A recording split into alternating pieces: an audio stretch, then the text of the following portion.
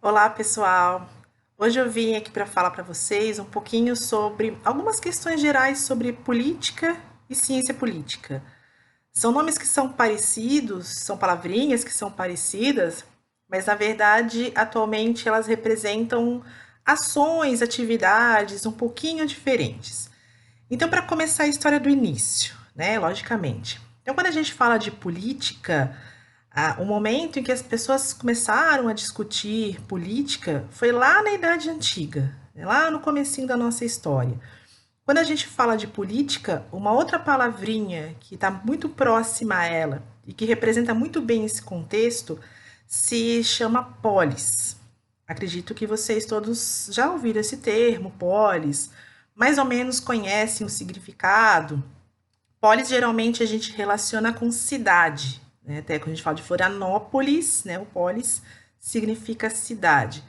Só que não é exatamente cidade como a gente traduz hoje, né? Que se a gente for pensar em cidade, pensar em Florianópolis, que é uma cidade que pertence a um estado que pertence a um país. Então é uma cidade que precisa na sua organização respeitar as leis, respeitar as regras do Estado e do país, principalmente. Né? Respeitar a Constituição do país, principalmente.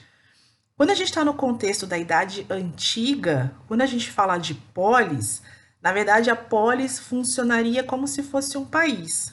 Então pense em uma cidade que funcionaria como se fosse um país. Por isso que se traduz também o termo polis por cidade-estado, porque é uma cidade que funciona como se fosse um país.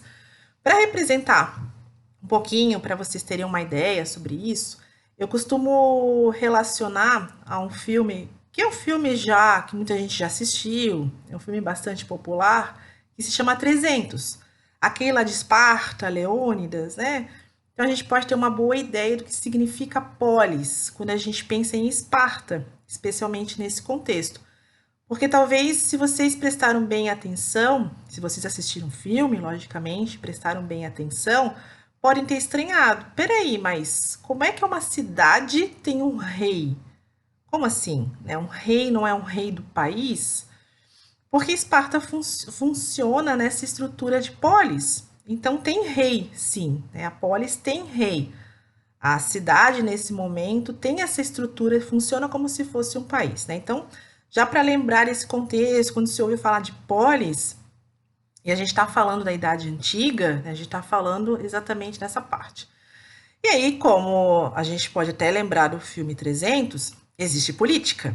Né? Existe política na Idade Antiga, existe política na polis, portanto, existem autores que falam sobre isso. Eu até já mencionei alguns vídeos passados. A gente tem Aristóteles, por exemplo, que é da Idade Antiga, que ele fala, ele escreve, ele discute política. Né? Então, nesse contexto da Idade Antiga, o que complica um pouquinho é porque quando se fala de política, a gente pode estar tentando falar de duas coisinhas diferentes.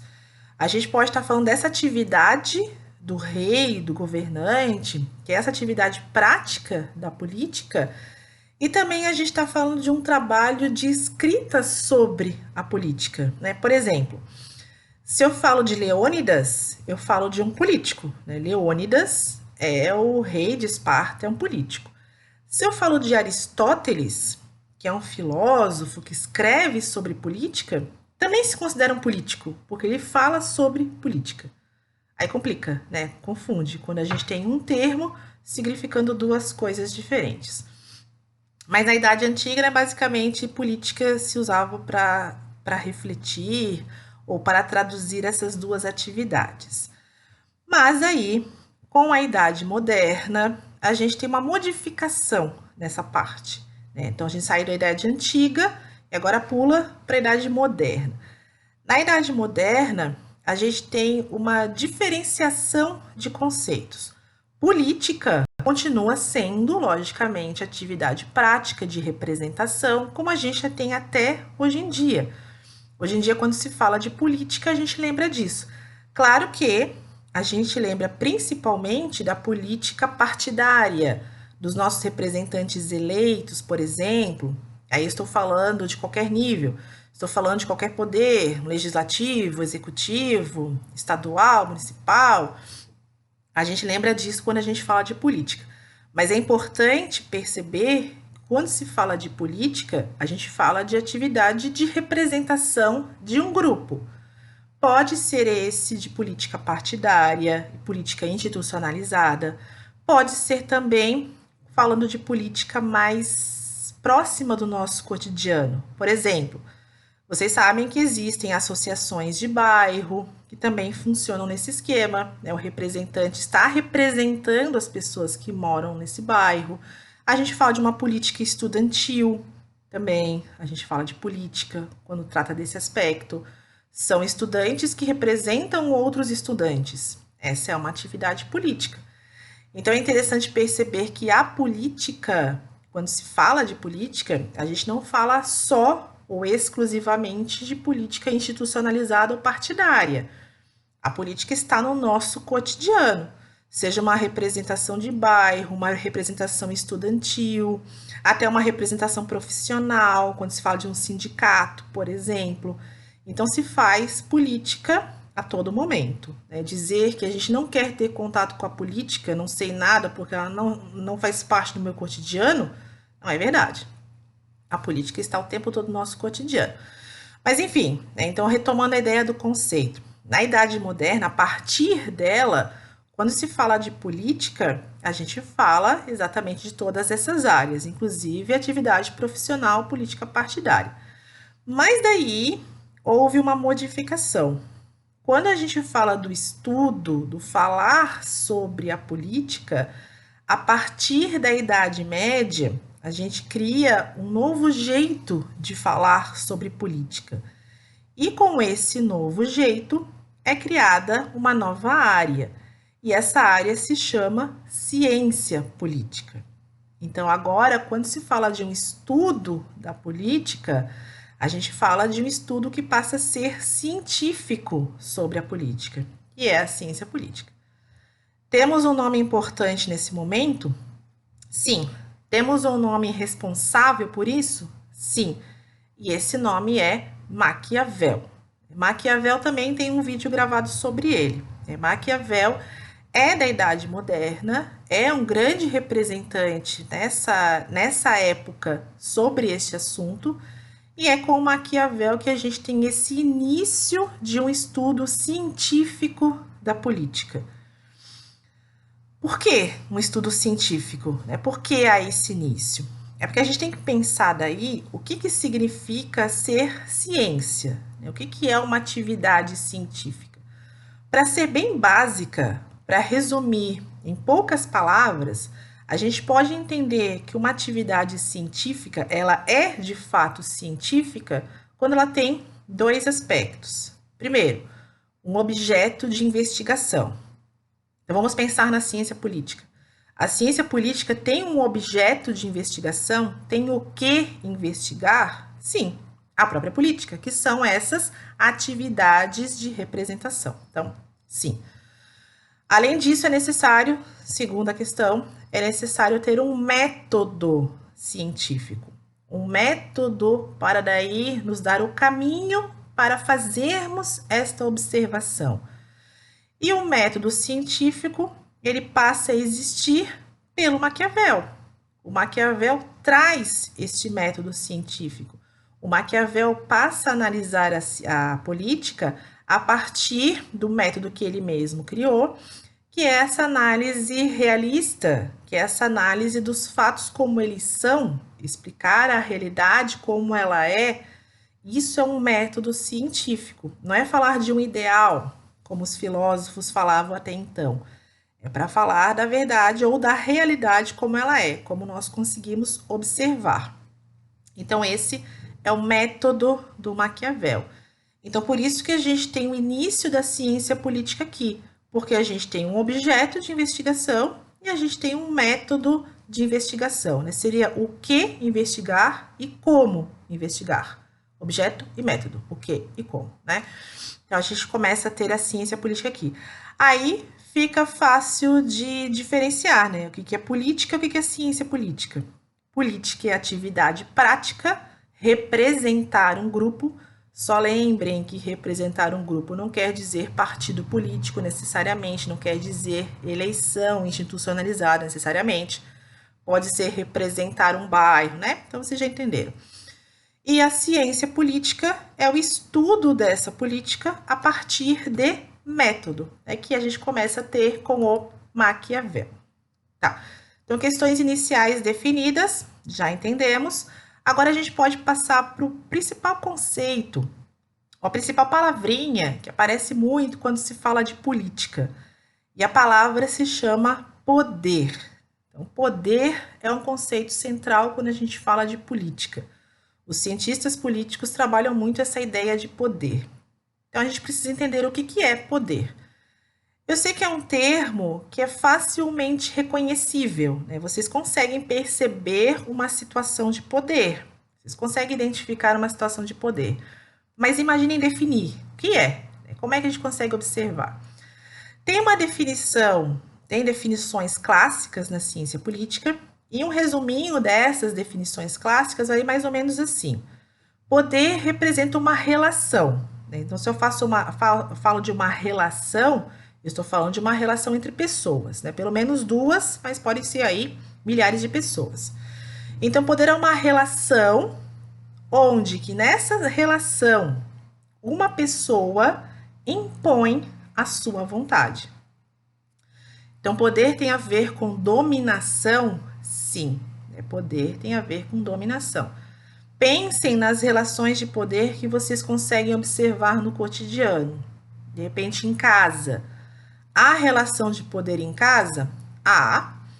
Tradicionalmente, os pais ou um dos pais impõe regras. E aí as pessoas têm que obedecer. E aí tem aquela frase bem comum, né? Enquanto tá morando na minha casa, são as minhas regras. Se quiser inventar as tuas regras, vai morar na tua casa, né? Então tem essa definição, esse exemplo bem clássico que a gente tem do cotidiano. Isso é relação de poder. A gente pensa no trabalho. Também tem alguém que impõe regras e outras pessoas obedecem? Sim, é uma relação de poder, é uma relação de dominação. E aí, para vários outros ambientes do nosso cotidiano, até pensarmos nas relações do Estado. O Estado impõe as regras e a gente tem que obedecer. Porque se a gente não obedecer, tem punição, que pode ser multa, pode ser prisão. Então, também é uma relação de poder. Também aparece aqui a dominação. Claro que interessante é perceber que essa relação de dominação, pelo menos teoricamente falando, é para agir em benefício dos dominados. Então, pegando os primeiros exemplos que eu falei, quando alguém fala para a gente lá em casa, olha, é assim porque tá morando na minha casa, né? Enquanto morar na minha casa, as regras são minhas. Mas por que a pessoa fala isso? Sempre ela está pensando no bem-estar do outro. Não pode sair à noite porque amanhã tem aula, né? Estou pensando no seu bem-estar, na sua educação. Então, teoricamente falando, essa relação de poder é para ser em benefício dos dominados, das pessoas que obedecem a essas regras. Numa relação de trabalho, numa relação de sala de aula, né? Eu sou professora, a gente estabelece regras para os alunos, mas a gente pensa no bem-estar dos alunos. As minhas turmas costumam ficar até o finalzinho da aula em sala de aula, porque tem uma atividade no final da aula. Aí eu faço isso para eles, porque tem que ficar até o final da aula, porque tem uma atividade, pensando no quê?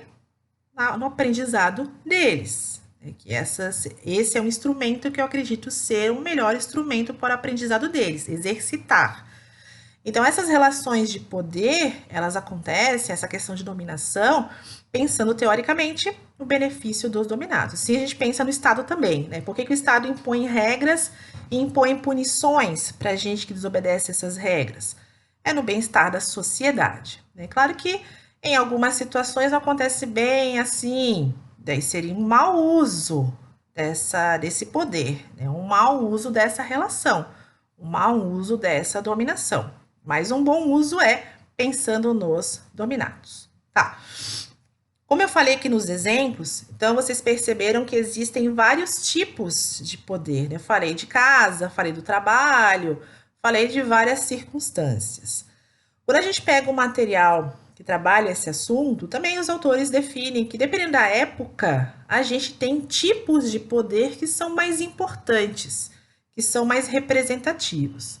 Como eu estou nessa linha de comparar a Idade Antiga, que é o começo dessa apresentação da política, a partir da filosofia, mas é um começo, e a Idade Moderna, que é o começo da ciência política, essa análise mais realista, como estamos comparando esses dois momentos, então vamos usar esse parâmetro para identificar algumas formas de poder mais representativas de cada uma dessas épocas.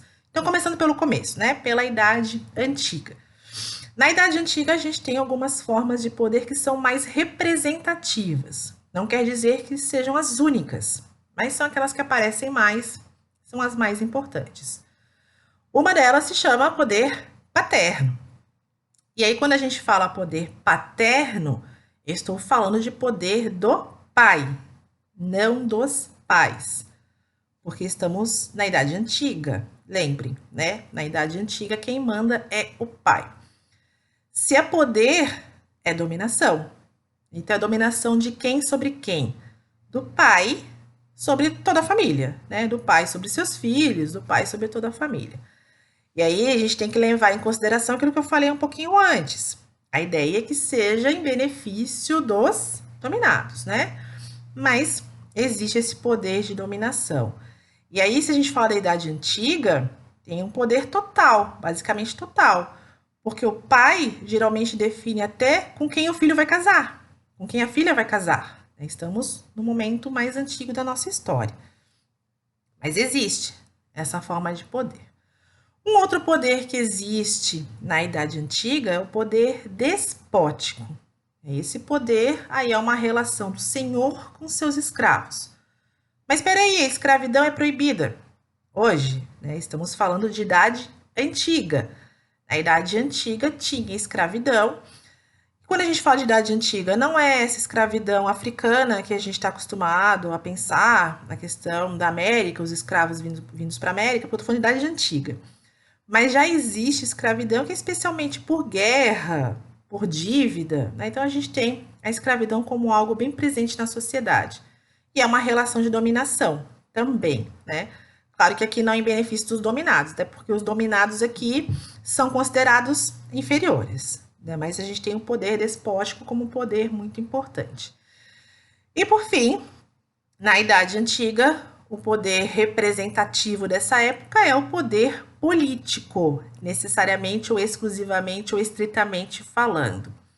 Quando se fala de poder político, aqui estou separando e nominando esse poder como político, eu estou dizendo para vocês que é da política institucional. Eu estou falando aqui de uma relação de Estado agora, né? A partir de agora, quando eu falar de poder político, eu falo mais dessa relação do Estado, tá? Mas existe política na Idade Antiga? Claro! A própria ideia de democracia surge na Idade Antiga. É claro que tem política na Idade Antiga. E, inclusive, tem a ideia de cidadão, a participação dos cidadãos na política. Só que aqui tem um porém, aqui tem um problema. Quando eu falo de cidadão na Idade Antiga, eu estou falando de uma minoria das pessoas. Porque, primeiro, as mulheres não entram nesse grupo. Por quê? Porque são mulheres. Estamos falando de Idade Antiga. Depois, pessoas pobres também não entram nesse grupo. Como assim? Não. Quem não tem um mínimo de renda, não tem um mínimo de propriedade, não participa da política. E quem é de fora da cidade também não. Então, a gente está falando de um percentual mínimo. Estamos falando de homens ricos e do local. Então, essa participação política, até essa ideia de democracia que surge aqui, é uma democracia de poucos, né, entre só esses considerados cidadãos. Idade Antiga. Passou. Agora, comparando com a Idade Moderna. Esses poderes que eu mencionei, alguns eu não vou mencionar de novo na Idade Moderna. Não quer dizer que desapareceram. Não. Quer dizer que não são os mais importantes, né? Lembrem que eu vou falar dos poderes, os tipos de poder mais representativos.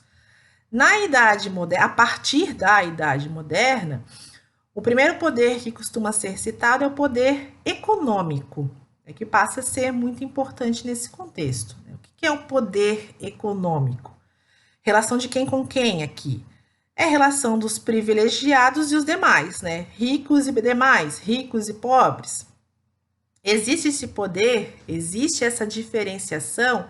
Sim, começa a aparecer na Idade Moderna e na Idade Contemporânea ela aparece muito mais, né? Nós conseguimos perceber que certos grupos, dependendo da época, dependendo do contexto social, têm lá os seus privilégios, né? E a gente consegue perceber isso até nos dias de hoje. Nessa discussão toda aí, estamos na atualidade enfrentando essa questão do coronavírus e das pessoas tendo pouco dinheiro, muitas pessoas não conseguindo nem se alimentar. Os estados começam a se preocupar em taxar as grandes fortunas, tentar fazer uma distribuição de renda, né, porque esse é um problema que afeta toda a sociedade mundial. Claro que alguns países mais do que outros. Mas essa discussão toda é para tentar distribuir alguma coisa que não foi bem distribuída ao longo da nossa história. Então, a gente tem também o poder econômico como algo muito importante. Um outro poder que aparece como significativo a partir da Idade Moderna é o poder ideológico. Poder ideológico é aquele poder que faz com que sutilmente as pessoas adquiram certas ideias, não sabendo muito bem de onde elas vieram, mas usando essas ideias como se fossem verdades absolutas ou pior, parte da sua essência. Eu vou usar um exemplo bem simples, né, para retratar. Talvez vocês conheçam algumas pessoas, ou talvez vocês mesmos, sejam pessoas que têm uma necessidade que parece que orgânica de trocar de celular todos os anos. Eu preciso disso para viver, trocar o celular todos os anos. É verdade essa frase? Não, né? A gente não precisa trocar de celular todos os anos para viver, mas algumas pessoas sentem como se isso fosse uma verdade. De onde vem essa ideia? De onde vem essa questão de ter de trocar o celular, ter de se vestir de um certo jeito, possuir certos objetos? De onde vem isso? Isso representa um produto de um poder ideológico, que é o poder, logicamente, que estimula o consumo e que liga o ser com o ter. Eu sou porque eu tenho, né? Então, a gente faz essas associações e a gente acha que isso é coisa nossa, e não é. Na verdade, isso é fruto de um poder ideológico, também muito presente a partir da Idade Moderna. Por fim, a gente tem o poder político, que repetiu, né? O poder político tem nas duas idades. É a mesma coisa? É e não é, né? É e não é. A parte que é que o poder político também representa essa relação entre cidadãos e Estado. E também nós temos isso a partir da Idade Moderna. Mas a parte que mudou é esse conjunto chamado de cidadãos. Isso mudou. Se lá na Idade Antiga a gente tinha esse grupo mínimo considerado cidadãos, aqui a partir da Idade Moderna, esse grupo vai se ampliando. A partir da, não é imediatamente na Idade Moderna. A gente começa a ampliação com a questão da renda, tirando a questão da renda para a participação política. Depois a gente tem essa ampliação com a inclusão das mulheres. Então a gente tem esse processo que se inicia na Idade Moderna, em especial com as revoluções burguesas, de ampliação do grupo dos cidadãos. Quando eu falo revoluções burguesas, só para destacar e também para servir de indicação de pesquisa, eu falo basicamente de três grandes revoluções. A Revolução Inglesa, ou Gloriosa, que eu mencionei na aula do Locke. A Revolução Americana, que é a da independência, que sim, representa uma revolução burguesa. E a terceira, que é a Revolução Francesa. É que todo mundo lembra quando se fala de revolução, revolução popular, né, se fala de Revolução Francesa. Por que eu estou chamando isso de revolução burguesa? A burguesia faz parte do povo. Então, tudo bem, revolução popular pode ser uma revolução burguesa. Mas geralmente é a parte do povo que lidera essas revoluções. É a burguesia que é o pessoal que tem um percentual de esclarecimento, de conhecimento um pouco maior, né? Então, são essas três grandes revoluções que vão trazendo essa ampliação do conjunto dos cidadãos, até a gente chegar nos dias de hoje com a ideia do sufrágio universal. Sufrágio universal quer dizer uma participação política aberta a todos. Sufrágio é votar e ser votado, participação política, né? Universal, que atinge todo mundo. Para chegarmos nesse contexto de sufrágio universal, isso custou, né? Custou. Isso foi a partir de diversas revoluções que provocaram diversas transformações na lei. Então, é uma partezinha que é interessante também pesquisar, dar uma olhadinha, pesquisar essas revoluções burguesas, em especial essas menos conhecidas, né? Eu sempre destaco a Revolução Gloriosa, a Revolução Inglesa, que é muito interessante de se conhecer. Revolução Gloriosa, que é aquela de 1689. Tá. Então, conseguimos entender, visualizar os vários tipos de poder existentes, principalmente em cada uma dessas duas épocas, né? Nesse bloco de épocas. E agora?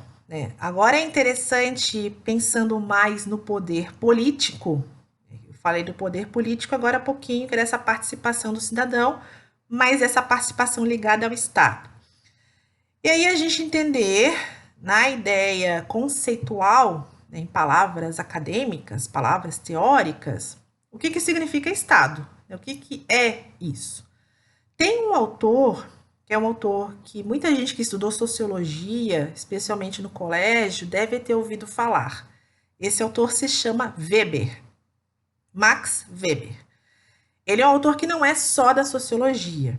Ele escreveu várias coisas e também é utilizado em ciência política. E o Weber, ele tem uma ideia bem interessante, uma definição que já é clássica sobre Estado. Quando a gente fala de Estado, a gente sempre lembra da definição do Weber, que é mais ou menos assim. O Estado é a instituição que detém o monopólio da coerção física. Monopólio da coerção física, a partir, claro, e para o cumprimento das leis. Peraí. Coerção física tem a ver com a força, né? Então, o Estado é uma instituição ligada à força? Como assim? Isso não é ditadura? Não, tá? Ou não necessariamente. Não. Porque esse monopólio da coerção física, ele deve ser exercido a partir da lei. E a lei dá limites. A gente aprendeu isso com Montesquieu, né? A lei dá limites para o exercício do poder também, não só para o cidadão, né? Dá limites para o exercício do poder. Mas o Estado pode sim fazer uso da força física. E a gente observa isso até na atualidade, quando a gente pensa nesses momentos de exceção, estado de emergência, estado de sítio, e toque de recolher, não pode ir à rua. O que é isso agora nessa situação de Covid, né, de coronavírus? As prefeituras, os governos do estado estão dizendo que as pessoas não podem sair de casa? Como assim? Como assim vai me dizer que eu não posso sair de casa? Sim, o Estado pode fazer isso, porque o Estado detém essa característica da coerção física. E, dependendo dos casos, se houver previsão legal, a pessoa saiu de casa pode ser presa, se houver essa previsão legal, porque o Estado detém isso, detém esse monopólio da coerção física. Aí vem essa outra palavrinha importante, o monopólio, porque só o Estado pode fazer. Ah, mas eu moro numa comunidade que o tráfico faz isso. Não pode, ou não poderia existir, né? Esse é um poder paralelo. Quem deve ter essa responsabilidade é o Estado.